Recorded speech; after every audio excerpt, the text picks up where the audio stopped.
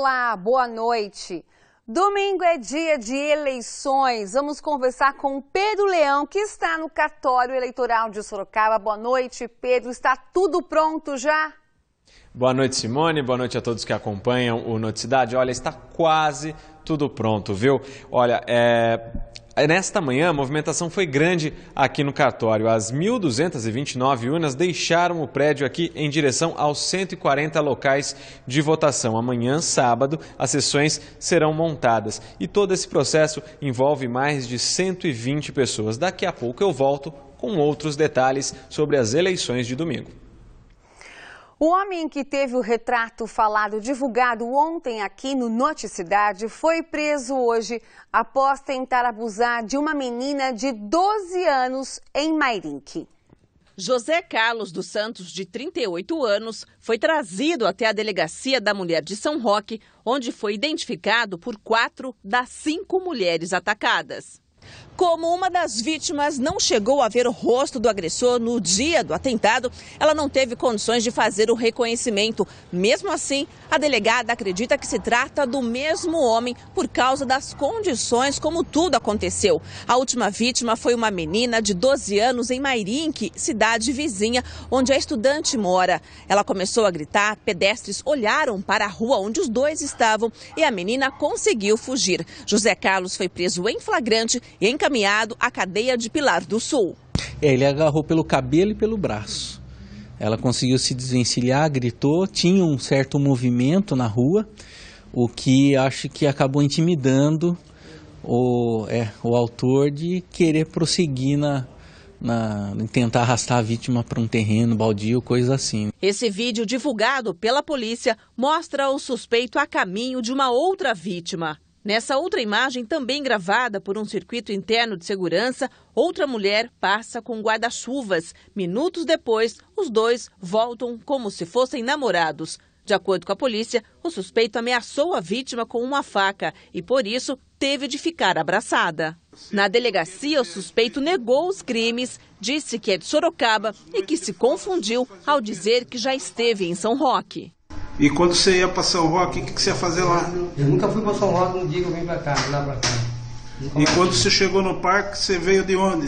Eu vim de São Roque. E como que você conheceu o parque? Conheci lá em São Roque. Então você já foi em São Roque? Então, mas depois eu vim com o parque lá para cá, não fui mais. Para, né?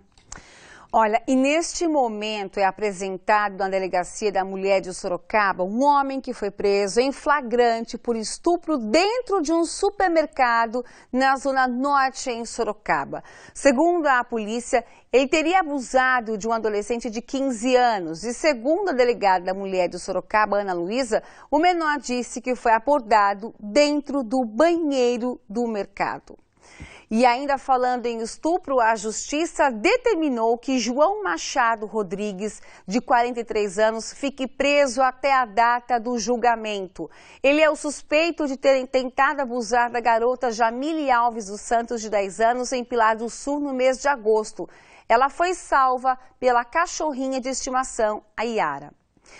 Bandidos, após furtarem uma casa no bairro Novo Horizonte, em Sorocaba, são surpreendidos por moradores.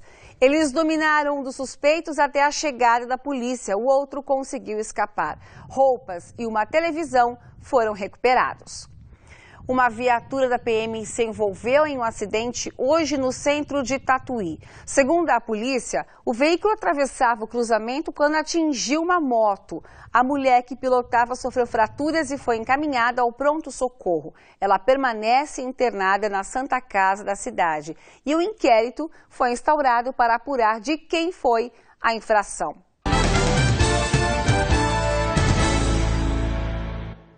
A Secretaria da Fazenda do Estado fechou hoje um posto de combustíveis que fica na rodovia Raposo Tavares, em Alumínio. Segundo a Secretaria, os combustíveis não atendiam às normas estabelecidas pela Agência Nacional do Petróleo, Gás Natural e Biocombustíveis. Mais uma vez, Ibiúna tem um novo prefeito. Por conta de uma liminar do Tribunal Superior Eleitoral, o candidato mais votado nas eleições de 2012 reassume o cargo. Fábio Belo andou pelas ruas e recebeu cumprimentos de comerciantes. Não era campanha, é que ele volta a ser prefeito após uma liminar do Tribunal Superior Eleitoral. À tarde, ele e o vice Tadeu Soares, ambos do PMDB, foram ao cartório eleitoral, onde o retorno ao Poder Executivo foi certificado por meio de um ofício. Como a liminar tem validade automática, ocupantes de cargos comissionados foram exonerados. A prefeitura ficou fechada durante a tarde. Algumas pessoas foram pegas de surpresa. A pessoa vem aqui para conseguir o atendimento e chega aqui, os caras não atendem ninguém. Essa é a terceira mudança de prefeito em Ibiúna em menos de 2 anos. Fábio Belo foi o mais votado, mas teve a candidatura barrada pelo Tribunal Regional Eleitoral porque teria contratado empresas de transporte escolar sem licitação. Quem assumiu foi o segundo colocado, o professor Eduardo Anselmo Rodrigues Neto. Em 2013, Fábio Belo ocupou a prefeitura por 2 meses, por meio de um recurso, até ser afastado por improbidade administrativa. E desde então quem chefiava o executivo era novamente o professor Eduardo. Fábio Belo explica que os problemas com licitação foram esclarecidos. A gente tinha uma liminar, né, que mostrava que estava tudo certo, não tinha o requisito, o dolo, o dano, o erário, nada. Para o advogado do novo prefeito, foi uma decisão definitiva. A decisão monocrática do ministro Luiz Fux me parece que sepulta qualquer possibilidade de reversão desse quadro. O ex-prefeito estava nesta sexta-feira em São Paulo e o secretário jurídico disse que vai recorrer da decisão. Nas ruas, a novela envolvendo a administração municipal é motivo de críticas.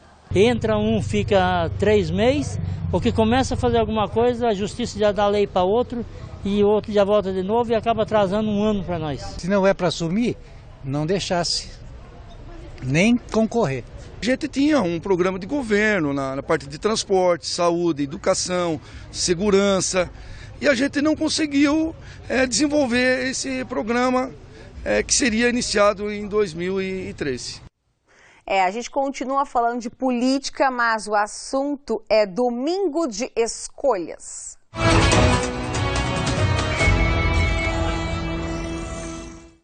Estamos perto de eleger autoridades que vão administrar o nosso país. Para que seja um dia tranquilo, os votos definidos ajudam. E vamos voltar a conversar com o Pedro, que tem os detalhes para esse dia tão esperado e tão necessário, né, Pedro? Exatamente, Simone. A gente lembra o que pode no dia da eleição. A pessoa, o eleitor que for até uma escola votar, pode ir com um adesivo, com um broche e também com uma colinha do seu candidato, aquela colinha com os números, né, que você vai votar para deputado, presidente, enfim. O que não pode é fazer boca de urna, que é aquela propaganda aí com uma camiseta do candidato, não pode. Isso daí é crime, considerado crime de boca de urna, que dá multa e também prisão de até 1 ano. E para falar mais sobre esse domingo de eleições, eu converso aqui com o João Lima, que é chefe do cartório de Sorocaba.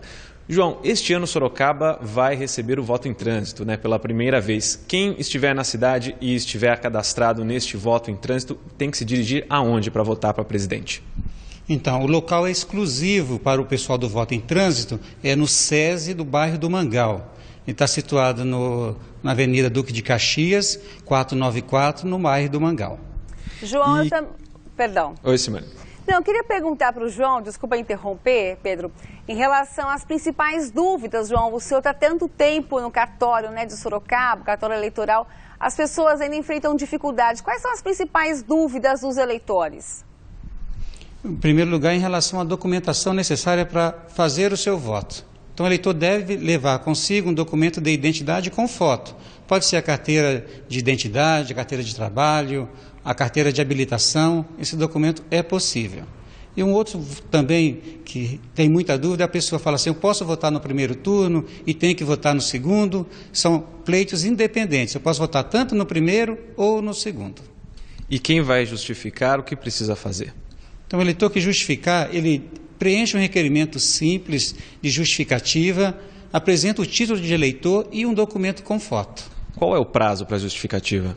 Aquele eleitor que deixar de votar ou justificar no dia da eleição tem um prazo de até 60 dias para procurar o cartório em que é inscrito e fazer a sua justificativa.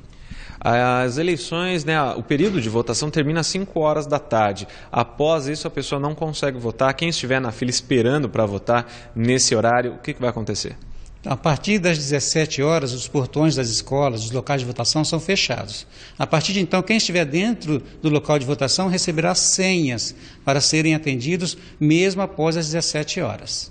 Tá certo, muito obrigado pelas informações. A gente lembra que para votar é necessário o título de eleitor e também um documento com foto. A votação será no domingo das 8 horas da manhã até às 5 horas da tarde.